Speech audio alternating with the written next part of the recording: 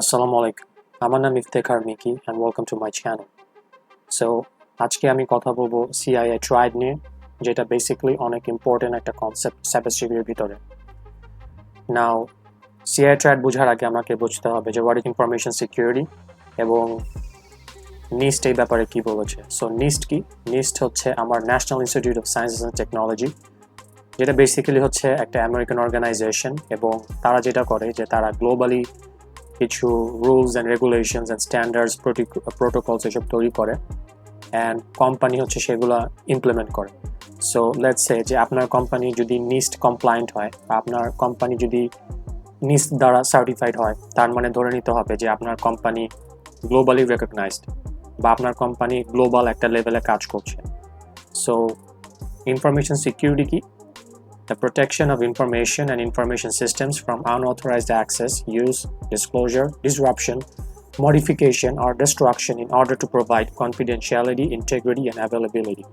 So, তার মানে আমাদের যে ইনফরমেশন আছে বা ডেটা আছে সেটাকে আনঅথরাইজড অ্যাক্সেস যেন না হতে পারে, তার মানে সেটা যেন ভুল হাতে না চলে যায় কারো, বা সেটা যেন কোনোভাবে ফাঁস না হয়ে যায় বা কোনোভাবে যেন মডিফাইড না হয়, সেটা আমাদেরকে খেয়াল রাখতে হবে। অ্যাট দ্য সেম টাইম সেই ইনফরমেশন বা সেই ডেটা বা তথ্যগুলোকে আমার হচ্ছে কনফিডেন্সিয়ালিটি, ইন্টিগ্রিটি এবং অ্যাভেলেবিলিটি, এই তিনটা কোয়ালিটি আমাকে প্রোভাইড করতে হবে। এবং CIA ট্রায়াড হচ্ছে বেসিক্যালি এটাই, যে সি মানে কনফিডেন্সিয়ালিটি, আই মানে হচ্ছে ইন্টিগ্রিটি এবং এ মানে হচ্ছে availability. So confidentiality, integrity and availability, that is basically CIA triad. So CIA triad দিয়ে আমার কি হচ্ছে অ্যাভেলেবিলিটি, ইন্টিগ্রিটি এবং কনফিডেন্সিয়ালিটি, এবং তিনটা মিলে হচ্ছে বেসিক্যালি আমার information security, that is CIA triad. Now confidentiality কি? সো কনফিডেন্সিয়ালিটি হচ্ছে আমার যেই বেসিক্যালি আমার যে ডেটা আছে বা যে ইনফরমেশনস আছে সেটা যেন কোনোভাবে ফাঁস না হয়ে যায় বা কোনোভাবে যেন ভুল হাতে চলে না যায়, সেটা আমাকে ঠিক রাখতে হবে। সো বেসিক্যালি এটা হচ্ছে ডেটা অ্যাক্সেসকে ম্যানেজ করা, যে আমার ডেটা যেন ঠিক হাতে থাকে এবং ডেটা যেন কোনোভাবে বেসিক্যালি রং হাতে চলে না যায়। সো আমরা এখানে অনেক কিছু করতে পারি। লেটস সে আমরা হচ্ছে যে সেন্সিটিভ ফাইলসগুলো আছে সেগুলোকে আমরা এনক্রিপ্ট করতে পারি, মানে বেসিক্যালি এনক্রিপশন। সো এনক্রিপশনে যেটা হয় যে আমরা যে সেন্সিটিভ ফাইলসগুলো আছে বা যে ফাইলগুলোকে আমরা এনক্রিপ্ট করতে চাই, সিম্পলি আমরা হচ্ছে একটা চাবি বা কি দিয়ে আমরা ফাইলসগুলোকে এনক্রিপ্ট করি, অ্যান্ড দেন এই ফাইলগুলো হচ্ছে যে একটা এনক্রিপ্টেড অবস্থায় থাকে। সো বেসিক্যালি ওই চাবি ছাড়া কেউ ওই ফাইলসগুলোকে দেখতে পাবে না, ওপেন করতে পারবে না।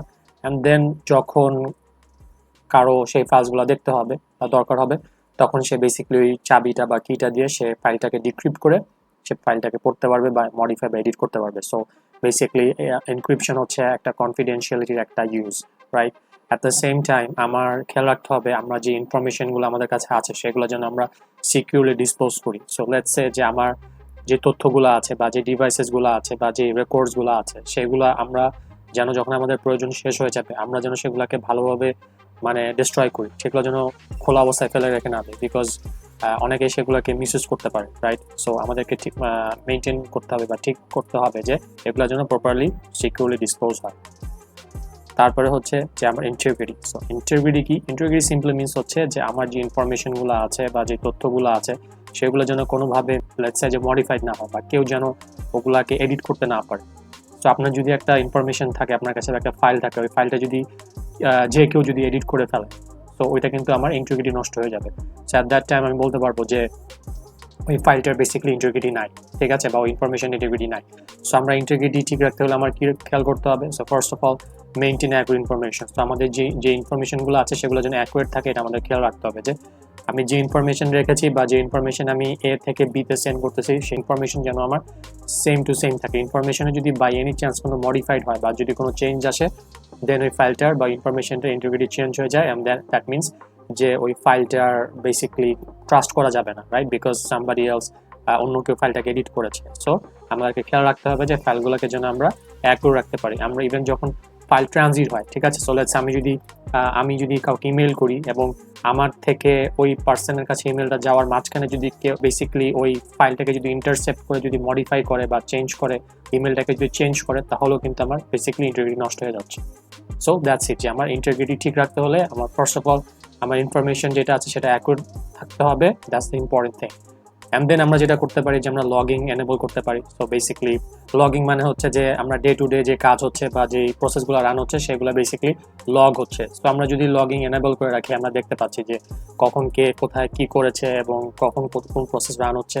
সো কেউ যদি কোনো কিছু মডিফাই করেও থাকে আমরা একটা আইডিয়া পাবো যে না মানে এই জায়গায় এই পয়েন্টে এই টাইমে কেউ একজন এই জিনিসটা বা এই ফাইলটাকে মডিফাই করেছে। সো আমরা এভাবে ইন্টিগ্রিটিকে চেক করতে পারবো, রাইট? অ্যান্ড দেন আমরা যেটা করতে পারি যে আমরা সেন্সিটিভ ফাইলসকে হ্যাশ করতে পারি। হ্যাশিং মানে কি, যে লেটস সে যে আমি একটা ফাইল ডাউনলোড করলাম, ঠিক আছে? সো ওই ফাইলের যে ক্রিয়েটার বা যে ওনার সে ওখানে একটা হ্যাশ ভ্যালু দিয়ে রেখেছে, ঠিক আছে?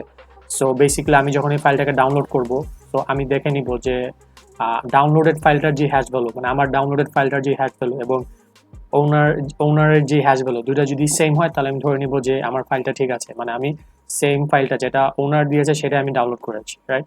যদি এমন হয় যে ওনারের যে হ্যাশ ভ্যালু এবং আমার হ্যাশ ভ্যালু যদি ডিফারেন্ট হয়ে যায় তার মানে ধরে নিতে হবে যে বেসিক্যালি কোনো একটা ঝামেলা হয়েছে এবং ডাউনলোডেড ফাইলটা অ্যাকচুয়ালি অরিজিনাল ফাইল না। সো এই জায়গায় বেসিক্যালি আমি হচ্ছে যে হ্যাশিং এর কাজটা করতে পারি। সো ইন্টিগ্রিটি মেনটেন করার জন্য আমি হ্যাশিং এর ইউজ করতে পারি। দেন আমার হচ্ছে যে ফাইনালি অ্যাভেলেবিলিটি। সো অ্যাভেলেবিলিটি মানে কি, যে timeliness and reliability of access to an user data. তার মানে হচ্ছে যে আমার যখন তথ্যটা প্রয়োজন বা আমার যখন কোনো ফাইল প্রয়োজন সেটা আমি যেন সাথে সাথে পেয়ে যাই, টাইম মতো পেয়ে যাই। সো ওইটা আমার ঠিক রাখতে হবে। সো ওইটাই হচ্ছে বেসিক্যালি আমার অ্যাভেলেবিলিটি। সো লেটস সে যে আমার একটা ফাইল দরকার, আমি টাইম এবং ফাইলটা পাচ্ছি না, সামহাউ ফাইলটা গায়েব হয়ে গিয়েছে। সো দ্যাট মিনস আমার অ্যাভেলেবিলিটি নষ্ট হয়ে গেল, ঠিক আছে? সো দ্যাট মিনস আমার মানে আমার কাজে প্রবলেম হবে, রাইট? বিকজ আমি ফাইলটা দরকার বাট আমি ফাইলটা পাচ্ছি না। সো আমার অ্যাভেলেবিলিটি সবসময় ঠিক রাখতে হবে। সো অ্যাভেলেবিলিটি ঠিক রাখার জন্য কি করতে পারি, লেটস সে আমি ডেটাকে ব্যাকআপ করতে পারি অলওয়েজ, ঠিক আছে? অ্যান্ড বেশিরভাগ কোম্পানি যে অনেক সময় এটা করে না, যে তারা ডেটাকে ব্যাকআপ করে না, বাট আমার ডেটাকে কিন্তু অলওয়েজ ব্যাকআপ করতে হবে। বিকজ লেটস সে যে বাই এনি চান্স আমার যদি অরিজিনাল ফাইলটা যদি ডিলিট হয়ে যায় বা নষ্ট হয়ে যায় দেন আমার কিন্তু ব্যাকআপ থাকতে হবে। ইন দ্যাট কেস আমি ব্যাকআপ থেকে ফাইলটা আনতে পারবো, বাট আমার যদি ব্যাকআপ না থাকে আর আমার অরিজিনাল ফাইলটা যদি নষ্ট হয়ে যায় দেয়ার ইজ নো ওয়ে আমি অরিজিনাল ফাইলটাকে পাবো, রাইট? সো এগুলো অনেক কাজে লাগে, ঠিক আছে? অনেক সময় যখন র্যানসমওয়্যার অ্যাটাক হয়, মানে হ্যাকাররা যেটা করে যে ফাইল হচ্ছে যে র্যানসম করে ফেলে অ্যান্ড দেন তারা বেসিক্যালি সব কিছু এনক্রিপ্ট করে ফেলে অ্যান্ড দেন তারা টাকা চায়। তারা বলে যে আপনি যদি ফাইল টাকা না দেন দেন আপনার ফাইলস আপনি কখনো পাবেন না। দেন কোম্পানিকে হচ্ছে যে অনেক অনেক টাকা তাদেরকে দিয়ে ফাইলসগুলোকে রিট্রিভ করতে হয়, ঠিক আছে? এই জন্য আমাদেরকে সবসময় ডেটা ব্যাকআপ করা উচিত বিকজ ফর সেফটি, ঠিক আছে?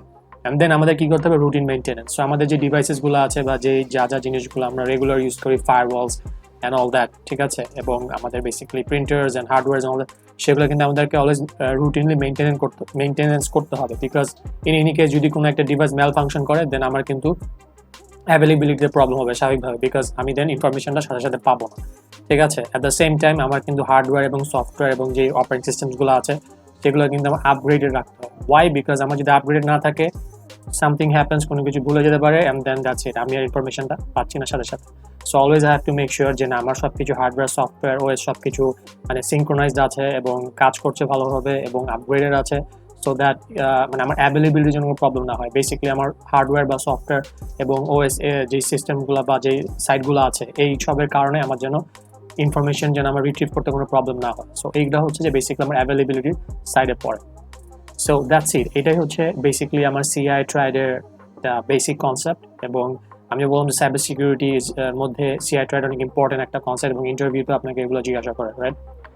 সো আপনি যদি আমার এই চ্যানেলটাকে সাপোর্ট করতে চান দেন মেক শিওর যে আপনি একটা লাইক দেন এবং সাবস্ক্রাইব করেন এবং যদি আপনার মনে হয় যে এটা কারো হেল্প লাগতে পারে দেন তার সাথে শেয়ার করেন। সো দ্যাটস ইট, দেখা হবে ইনশাআল্লাহ নেক্সট ভিডিওতে। আল্লাহ হাফেজ।